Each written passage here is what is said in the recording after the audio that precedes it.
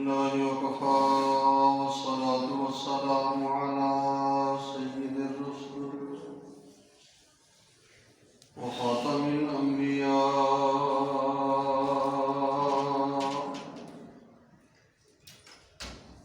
اللهم صل على روضة محمد في الرياض وصل على بلد محمد في البلاد صلاة تكون للنجاة وسيلة ولعلو الدرجات كفيلا. صلاة تحل بها العقد وتفرج بها الكرب. يا رب صل وسلم دائما أبدا على حبيبك خير الخلق كلهم. أما بعد فأعوذ بالله من الشيطان الرجيم. بسم الله الرحمن الرحيم. إن الدين عند الله الإسلام. وقال الله تبارك وتعالى في مقام آخر: ومن يبتغ غير الإسلام دينا فلن يقبل منه. قال النبي صلى الله عليه وسلم: الحياء شعبة من الإيمان. وقال النبي صلى الله عليه وسلم في مقام آخر: من تشبه بقوم فهو منهم. آمنت بالله صدق الله مولانا العظيم وصدق رسوله النبي الكريم ونحن على ذلك لمن الشاهدين والشاكرين والحمد لله رب العالمين. قالوا سبحانك لا علم لنا إلا ما علمتنا إنك أنت العليم الحكيم. رب اشرح لي صدري ويسر لي أمري واحلل عقدة من لساني يفقهوا قولي. رب زدني علما رب زدني علما رب زدني علما.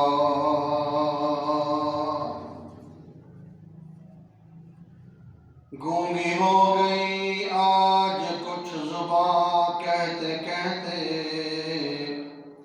ہچکچا گیا خود کو مسلمان کہتے کہتے.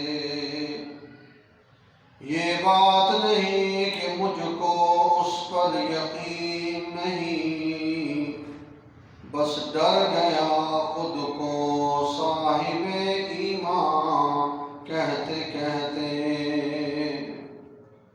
توفیق نہ ہوئی مجھ کو ایک وقت کی نماز کی، اور چپ ہوا مؤذن آذان کہتے کہتے.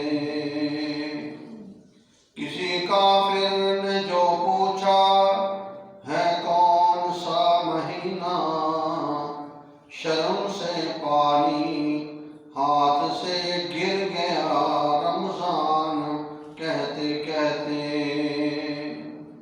میری الماری میں گرد سے اٹی کتاب کا جو پوچھا، میں گڑ گیا زمین قرآن کہتے کہتے. یہ سن کے چپ سادنی اقبال اس میں یوں لگا جیسے رک گیا وہ مجھے حیوان کہتے کہتے۔ درود پاک اللہم صلی علی محمد وعلی آل محمد کما صلیت علی ابراہیم وعلی آل ابراہیم انک حمید مجید۔ اللہم بارک علی محمد وعلی آل محمد کما بارکت علی ابراہیم وعلی آل ابراہیم انک حمید مجید۔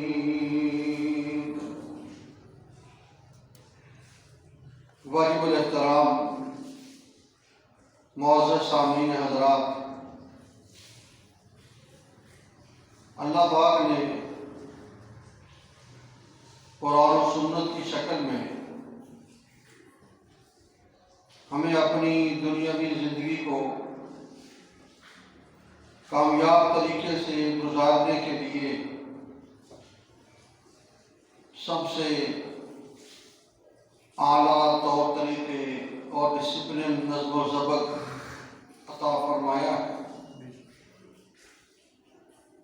خوش قسمت ہیں وہ مسلمان جو قرآن و سنت کے مطابق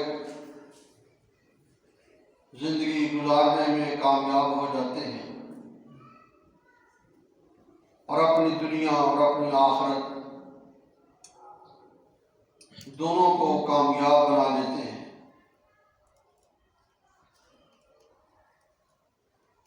اور جو مسلمان قرآن و سنت کے مطابق اپنی زندگی نہیں گزارتے، وہ یہاں بھی پریشان اور آخرت میں اللہ تعالیٰ ان کے ساتھ مہربانی کا معاملہ فرمائے۔ میں نے جو آیات کریمہ اور احادیث مبارکہ تلاوت کی ہیں، ان کی روشنی کے اندر مسلمانوں نے جہاں اور بہت ساری ہندوانہ رسومات، بدعات، یہود و نصارہ کے طور طریقے آ چکے ہیں، انہی میں سے 14 فروری کو پوری دنیا کے اندر بے حیائی کا دن منایا جاتا ہے، جسے ویلنٹائن ڈے کے نام سے لوگ یاد کرتے ہیں۔ عجیب بات یہ ہے کہ یہ کوئی نیا دن نہیں ہے۔ یورپ کے اندر، یہود و نصارہ کے اندر یہ آج سے نہیں 1700 سال اس کو ہو گئے ہیں، یعنی 1700 سال سے دن منایا جاتا ہے۔ لیکن ہمیں یاد ہے کہ پاکستان کی سرزمین میں 20-25 سال پہلے اتنا شور و زور نہیں تھا، لیکن اب الیکٹرانک میڈیا کے ذریعے، سوشل میڈیا کے ذریعے ہر سمجھدار انسان سوچتا ہے یہ کون سا دن ہے، یہ کیا چیز ہے۔ یاد رکھو، اللہ پاک نے قرآن پاک میں بار بار یہ ارشاد فرمایا ہے، ایمان والو اطیعوا اللہ و اطیعوا الرسول، اللہ کی اطاعت کرو اور رسول اکرم صلی اللہ علیہ وسلم کی اطاعت کرو۔ من یطع الرسول فقد اطاع اللہ، جو رسول اکرم صلی اللہ علیہ وسلم کی اطاعت کرتا ہے وہ در حقیقت اللہ تعالیٰ کی اطاعت کر رہا ہے، اور ایسا مسلمان ہی کامیاب ہے۔ اور جو اس چیز سے ہٹ کر چاہے اس عمل کو، اس کام کو کوئی بھی نام دے، نہ وہ قرآن میں ہو، نہ وہ حدیث میں ہے، نہ حضور اکرم صلی اللہ علیہ وسلم نے وہ کام کیا ہے،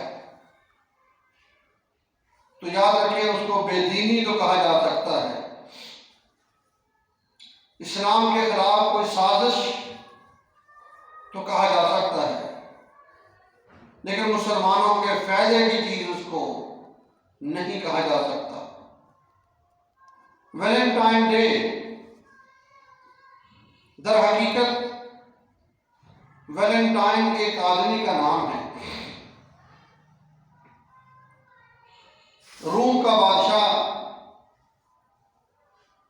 اس پر کوئی حملہ ہونے والا تھا۔ یہ آج کی بات نہیں ہے، آج سے 1700 سال پہلے کی بات ہے۔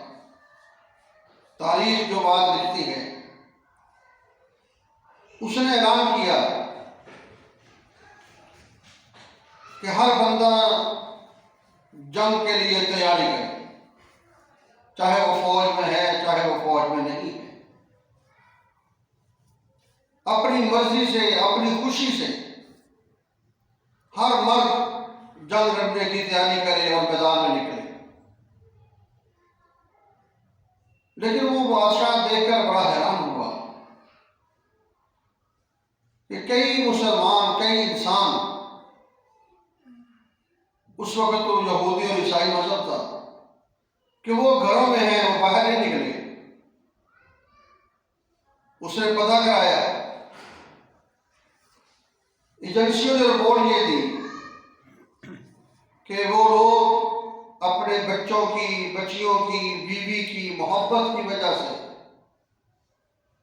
وہ اپنے گھروں میں ہیں کہ ہمارا دل نہیں کرتا، ہم کیا کریں، وہاں جنگ لڑیں گے، کوئی مر جائے گا، کوئی اور زخمی ہو جائے گا، 100 مسئلے مسائل۔ بادشاہ تھا، اس نے اچھا یہ وجہ ہے، اس نے اعلان کر دیا کہ آج کے بعد میری سلطنت کے اندر کوئی بندہ شادی نہیں کر سکتا۔ شادی پر اس نے پابندی لگا دی۔ اب جو بادشاہ قرآن و سنت سے ہٹ کے حکومت کرتے ہیں، ان کے احکامات بھی پھر انہی جیسے ہوتے ہیں۔ اس نے یہ نہ سوچا کہ اگر میں شادی پہ پابندی لگا رہا ہوں تو میری عوام کیسے بڑھے گی، نئے بچے پیدا نہیں ہوں گے تو آگے نسل کیسے چلے گی۔ بہرحال اعلان کر دیا۔ ویلنٹائن یہ عیسائی پادری تھا، اس نے لوگوں سے کہا یہ حکم تو بڑا غلط ہے، اس حکم پر عمل کرنا ضروری نہیں ہے، لہذا اپنے طور پر خفیہ طریقے سے شادیاں کرتے رہو۔ چپ چپاتے لوگوں نے یہ کام کرنا شروع کر دیا۔ چلتے چلاتے بات بادشاہ تک پہنچ گئی۔ اسی بعض لوگ اب بھی شادیاں کر رہے ہیں۔ وہ کون ہے؟ پتہ چلا کہ ویلنٹائن جو ہے اس نے یہ کام کیا ہے، اور وہ لوگوں کو اس کام کے لیے تیار کرتا ہے۔ اس نے کہا اس کو گرفتار کرو۔ گرفتار کر لیا۔ جب وہ گرفتار ہوا ویلنٹائن، تو جو جیل کا بڑا ہوتا ہے، آج جسے ہم سپرڈنٹ جیل کہتے ہیں، وہ جیل کا بادشاہ ہوتا ہے۔ جیل کے اندر اس کی حکومت ہوتی ہے، جو چاہے وہ کرے، کوئی اس کو پوچھنے والا نہیں ہوتا۔ جب وہ جیل کا دورہ کرتا ہے سناٹا چھا ہوتا ہے، پتہ نہیں کون آ رہا ہے۔ خیر، ویلنٹائن گرفتار ہے اور گرفتاری کی حالت میں اسی جیلر کی ایک بیٹی تھی۔ اللہ کا کرنا یہ ہوا وہ اس کو کہیں نظر آ گئی، اس کے ساتھ اس کو ناجائز محبت ہو گئی۔ اس جیلر کی بیٹی کو بھی پتہ چل گیا کہ فلاں بندہ جو ہے وہ مجھے چاہتا ہے۔ مسئلہ چلتا رہا، جب یہ خبر جیلر تک پہنچی، سپرڈنٹ جیل تک، کس طرح فلاں آدمی یہ اس کے بارے میں شکایت ملی ہے۔ جب اس نے تحقیق کی تو پتہ چلا کہ واقعی معاملہ ایسا ہے۔ اس نے ویلنٹائن کے لیے سزائے موت کا اعلان کر دیا۔ 14 فروری کو اس نے کہا اس کو سزا دی جائے، سزائے موت، پھانسی لگا دیا جائے۔ حضرت عیسیٰ علیہ السلام کے بعد تقریباً 300 سال اس کے قریب یہ واقعہ پیش آیا۔ حضور اکرم صلی اللہ علیہ وسلم کی ولادت باسعادت سے 200 سال پہلے کی بات ہے۔ آج 1442 ہجری ہے اور ادھر کیا ہے 2021، درمیان میں 550 سال کا فرق پڑتا ہے۔ اس طرح نبی اکرم صلی اللہ علیہ وسلم کی ولادت باسعادت سے 200-250 سال کا یہ پہلے کا واقعہ ہے۔ جب اس کو سزائے موت ہونے لگی ویلنٹائن کو،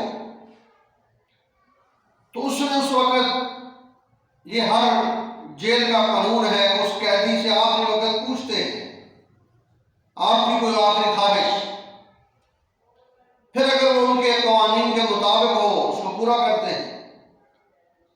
تو اس نے آخری وقت کہا مجھے کاغذ قلم دو۔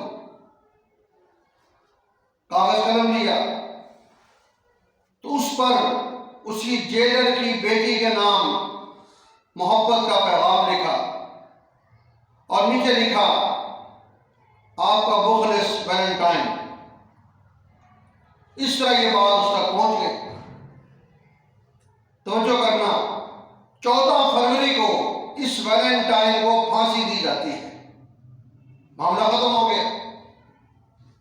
اب لوگ بھی اندھے ہوتے ہیں، انہوں نے اسی کی یادگار منانے شروع کر دی۔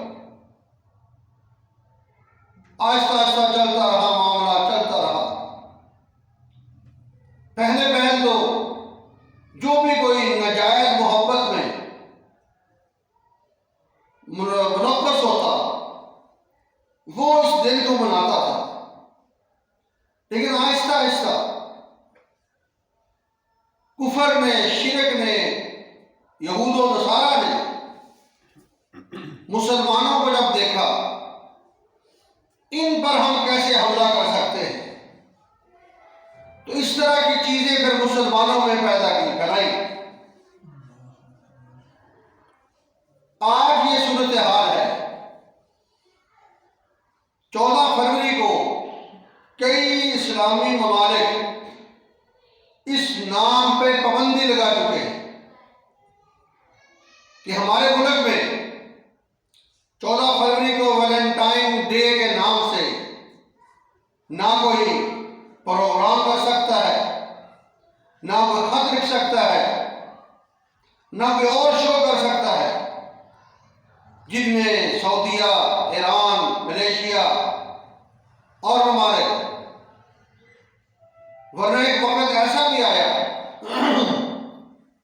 تاریخ لکھتی ہے کہ سعودیہ کے اندر اس دن گلاب کا پھول مارکیٹ میں ہے نہیں، اتنے لوگ اس کام میں لگے ہوئے تھے، اور ایک پھول کی قیمت 1000 یعنی پاکستانی روپیہ اس وقت لکھی تھی۔ یعنی یہ لوگوں کے حالات ہیں۔ تو سامعین محترم، میرا اور آپ کا یہ فرض ہے، جو چیز شریعت کے خلاف ہو اور جو مسلمانوں کے اخلاق اور کردار پر حملہ ہو، اس سے اپنے آپ کو بچانا چاہیے۔ آج ہم اگر اس سے اپنے آپ کو بچائیں گے، کل ہماری اولاد بھی بچائے گی۔ آج اگر ہم کہیں گے کچھ نہیں ہوتا، ایک پکنک ہے، تفریح ہے، تو پھر ہماری اولاد ہم سے آگے بڑھ جائے گی۔ یہ آج گھروں میں سالگرہ کے عنوان پر جو پروگرام ہوتے ہیں، در حقیقت اپنی اولاد کو تباہ کرنا ہے۔ آج ہم چھوٹا سا پروگرام کرتے ہیں، کل یہی دیکھنا ہماری اولاد ہوگی اور یہ سالگرہ ایک بہت بڑے دھوم دھام سے مچائیں گے، پھر اس سے آگے اور بڑھ جائے گا، اور اس کی مین وجہ، اس کا مین کردار وہ میں اور آپ ہیں۔ جب ہمیں پتہ ہے کہ کام نہ اللہ کے نبی نے کیا، نہ صحابہ نے کیا، نہ ائمہ حضرات نے کیا، تو میں نے آپ نے کہاں سے نکال لیا؟ ایک کام ہے فضول، ایک کام غلط ہے، اگرچہ بڑے بڑے کرتے رہے۔ ہم قرآن پاک پڑھتے ہیں، نماز پڑھتے ہیں، اور اس میں ہم سب اللہ تعالیٰ سے دعا کرتے ہیں، اعوذ باللہ من الشیطان الرجیم، بسم اللہ الرحمن الرحیم، اہدنا الصراط المستقیم، صراط الذین انعمت علیہم۔ اے اللہ، ہمیں سیدھا راستہ دکھا۔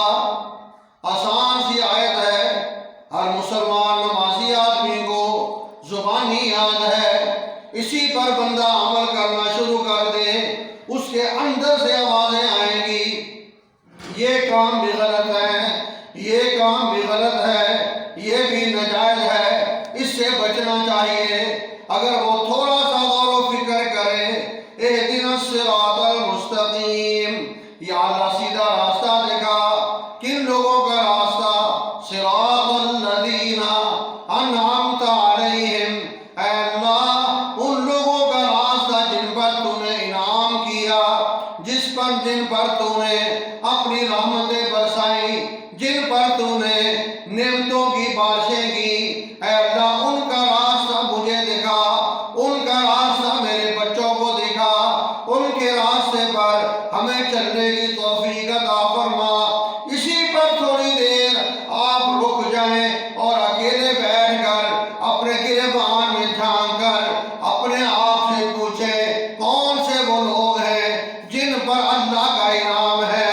اگر وہ عمران خان ہے تب دعا کرو میں عمران خان جیسا بن جاؤں، اگر وہ نواز شریف ہے پھر دعا کرو میں اس طرح کا بن جاؤں، اگر وہ زرداری ہے پھر دعا کرو میں اس طرح کا بن جاؤں۔ اور اگر آپ کے دل گواہی دے نانا ان پہ اللہ کا کیا انعام ہے، کوئی یہودی نسل کا ہے، کوئی چور لچکا ہے، کوئی بدماش ہے، کوئی فلاں ہے، ان پہ تو اللہ تعالیٰ کا کوئی انعام نہیں، پھر آپ کے دل سے جن لوگوں کی آواز آئے، ہاں ہاں اولیاء اللہ وہ لوگ ہیں، اللہ کے نیک بندے وہ لوگ ہیں جن پر اللہ تعالیٰ کے انعامات ہیں، تو ساتھیو صراط الذین انعمت علیہم، بڑی آسان سی قرآن کی آیت، اسی کو مد نظر رکھ کر آپ فیصلہ کرتے ہیں کون سا اللہ کا ولی ہے جو ویلنٹائن ڈے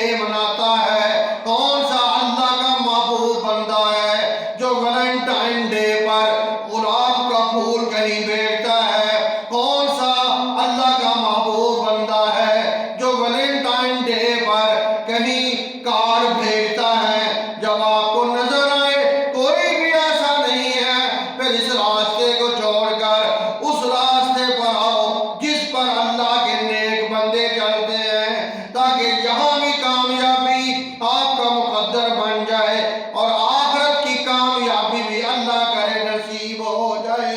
سبحان اللہ، اور چکو سبحان اللہ، سبحان اللہ۔ تھوڑا بولیا کرو، لوگ ستے میں بیٹھا کر سوچ ہوں گے۔ ان کے راستے پر جن پر اللہ کا انعام بولو اللہ کا انعام انعام ہے، اس راستے پر چلنا ہے۔ اور اس طرح کی غلط رسومات، بدعات، توجہ کرنا، قرآن پہ غور کرو، یہ دلیل یاد کرو، انشاءاللہ اگر سمجھ آ جائے آپ کو۔ پہلے پارے کے اندر ایک لفظ آتا ہے، توجہ کرو تو بات سمجھ آئے گی۔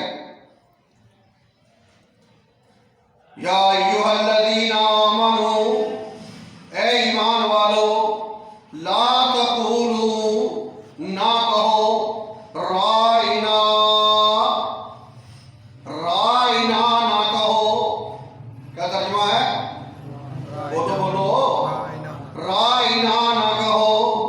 کوئی بھی ترجمہ اٹھا کے دیکھ لو، دیوبندی، بریلوی، اہل حدیث، سارے یہی لکھتے ہیں، لا تقولوا رائنا، ایمان والو رائنا نہ کہو۔ کیا مطلب؟ سمجھو، رائنا، عین کو لمبا نہیں کرنا، رائنا یہ قرآن کا لفظ ہے۔ اس کا معنی ہے اے ہمارے نگہبان، اے ہمارے محافظ، اے ہمارے لیڈر۔ صحابہ کرام رضی اللہ تعالی عنہم اجمعین جناب نبی اکرم صلی اللہ علیہ وسلم کے پاس جب آتے تو صحابہ اللہ کے نبی کو کہتے تھے رائنا، اے ہماری دیکھ بھال کرنے والے، یعنی ہماری تربیت کرنے والے، ہمیں سمجھانے والے۔ لفظ ایک ہے رائنا۔ یہودی جو تھے وہ یہی لفظ بولتے لیکن عین کو لمبا کر کے، رائنا، کیا لفظ بن جاتا؟ عین کو لمبا کر کے رائنا۔ وہ بے ایمان سے پہلے درجے کے۔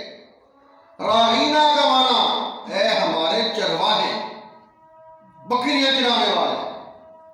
وہ اللہ کے نبی کی گستاخی کرتے تھے، رائنا کہتے، اور صحابہ کیا کہتے تھے؟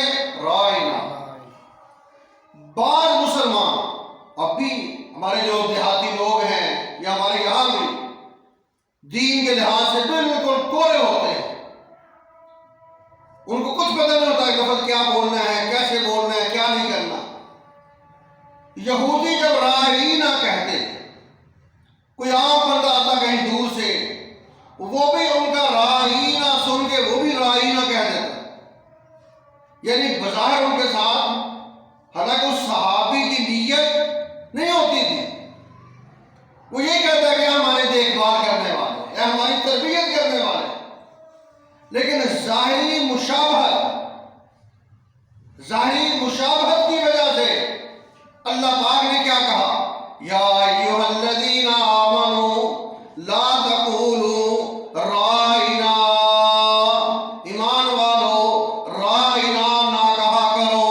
مجھے پتہ ہے تمہاری نیت بھی صاف ہے، تمہارا ذہن بھی صاف ہے، تمہاری فکر بھی صاف ہے، تمہاری سوچ بھی صاف ہے، تمہارا دل بھی صاف ہے، تمہارے دل کے اندر میرے محبوب صلی اللہ علیہ وسلم کے بارے میں ایک ذرہ برابر بھی گستاخی کا خیال نہیں ہے، لیکن یہ لفظ تم ایسا بولتے ہو جو یہودیوں کے ساتھ ملتا جلتا ہے، وہ یہ لفظ میرے پیغمبر کی شان میں گستاخی کے لیے بولتے ہیں۔ تم اگرچہ اس نیت سے نہیں بولتے لیکن لفظ تو وہی ہے، ظاہری طور پر ان کے ساتھ مشابہت ہے، ملتا ملاتا لفظ ہے۔ اللہ نے قرآن کے اندر یہ فیصلہ کر دیا، یا ایھا الذین آمنوا لا تقولوا رائنا، ایمان والو آج کے بعد تم رائنا نہیں کہہ سکتے، تاکہ ظاہری طور پر تمہاری کفار کے ساتھ کوئی مشابہت نہ ہو جائے۔ تبھی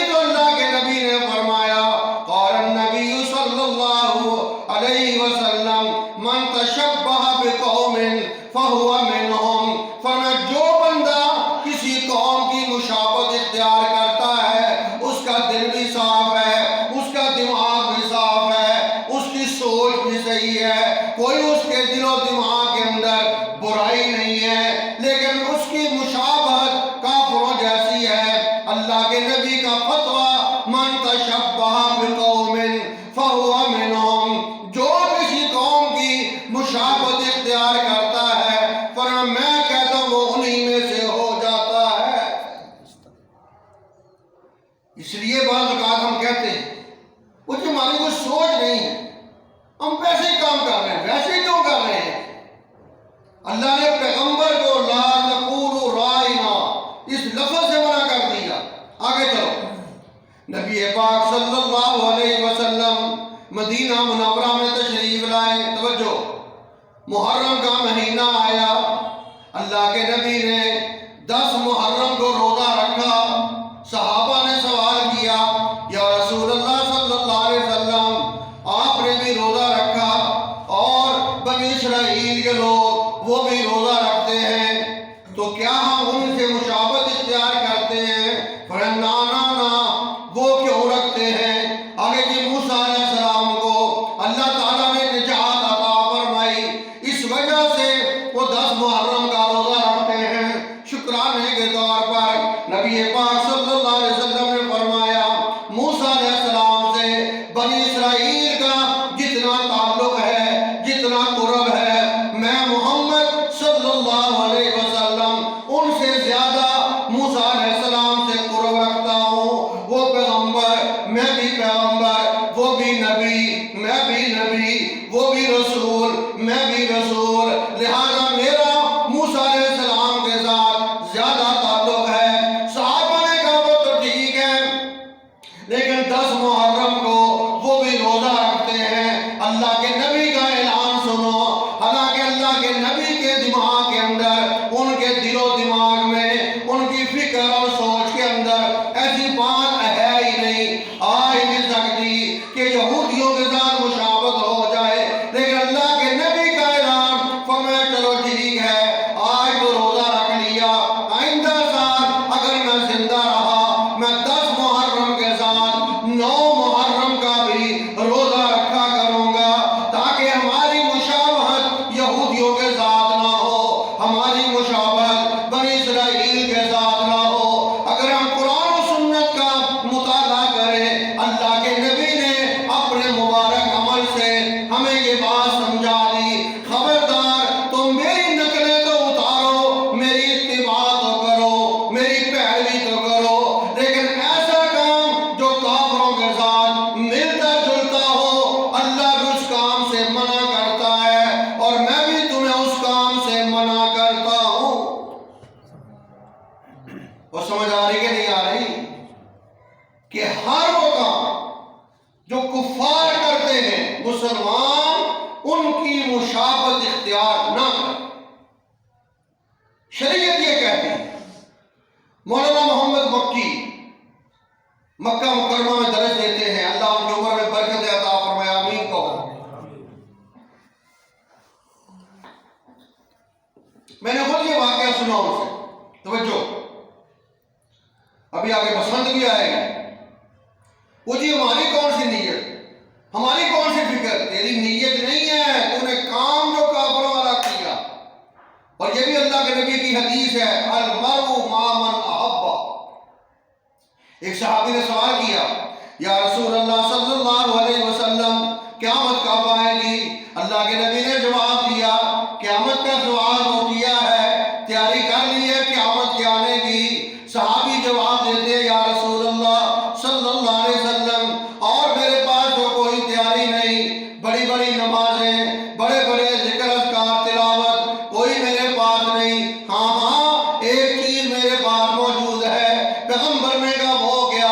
اس صحابی نے کہا میرے دل کے اندر یا اللہ کی محبت ہے یا آپ کی محبت ہے، اور میرے دل میں کسی کی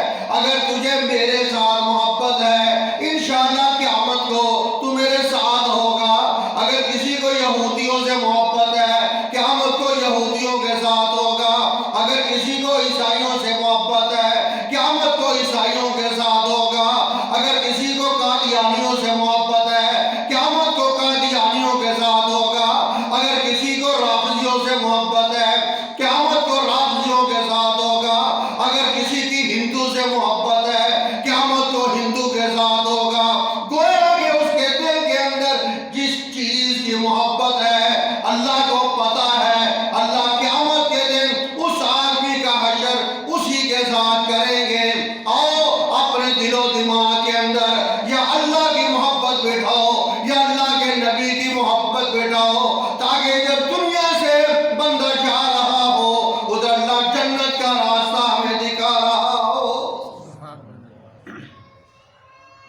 کہتے ہیں کہ مکہ مکرمہ میں توجہ ایک بزرگ ہے، نمازی، روزے رکھتے ہیں، قرآن پڑھتے ہیں، تہجد پڑھتے ہیں بیت اللہ کے سامنے، اور عمر حج ان گنت فوت ہو گئے۔ وہی مکہ مکرمہ میں قبرستان ہے جنت المعلیٰ، ان کو وہاں دفنا دیا جہاں امی خدیجہ الکبریٰ رضی اللہ تعالی عنہا کی قبر ہے۔ تدفین ہو گئی۔ سعودی حکومت کا یہ ایک طریقہ کار ہے، کبھی 6 مہینے بعد کبھی 7 بعد وہ قبر کھولتے ہیں، اگر تو میت صحیح ہے پھر اس کو بند کر دیتے ہیں، اگر دیکھا اس میں اب اس کے باقی چیزیں ہیں ہڈیاں وغیرہ اکٹھی کر کے اور میت دفنا دیتے ہیں۔ قبر کو کھولا گیا تو دیکھا وہاں لڑکی کی لاش پڑی ہوئی ہے۔ قبر کس کی تھی؟ بابا جی کی، اور بابا جی بھی کون؟ نمازی، قرآن، ذکر، اذکار، عمرے، حج، روزے سب کچھ کرتے ہیں۔ لوگ حیران پریشان، یہ کون ہے؟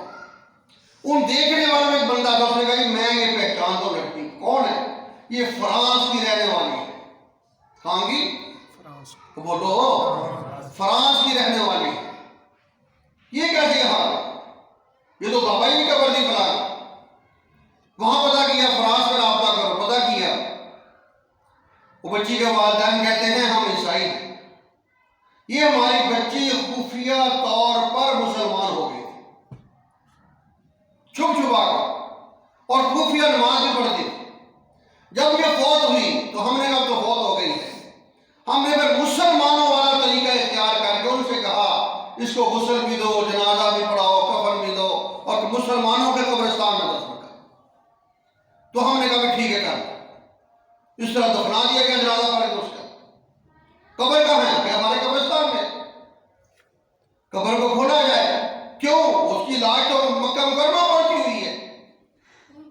جب قبر کو کھولا گیا دیکھا اس قبر میں وہ بوڑھا آدمی جو مکہ میں فوت ہوا تھا، اس کی لاش وہاں پہنچی ہوئی ہے۔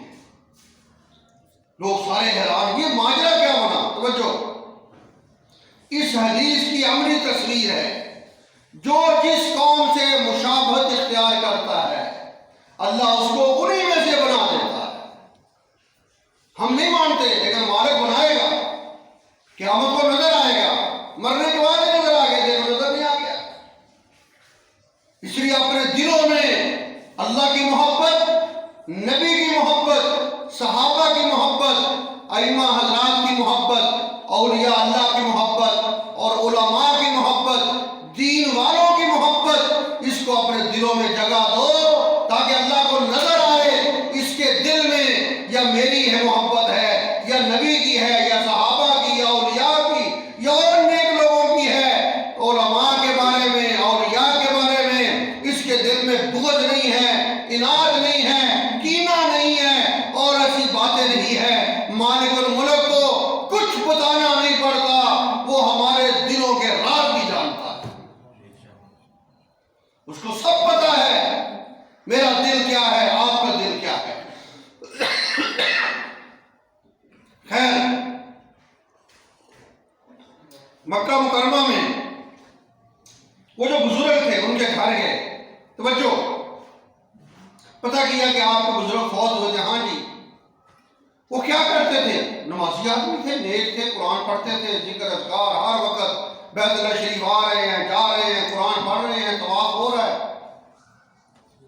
اللہ اکبر۔ کرتے کیا تھے؟ کچھ بھی نہیں، کام کاج تھا بس تھوڑا بہت۔ بیوی سے پوچھا، بیوی خاوند کی رازدار ہوتی ہے۔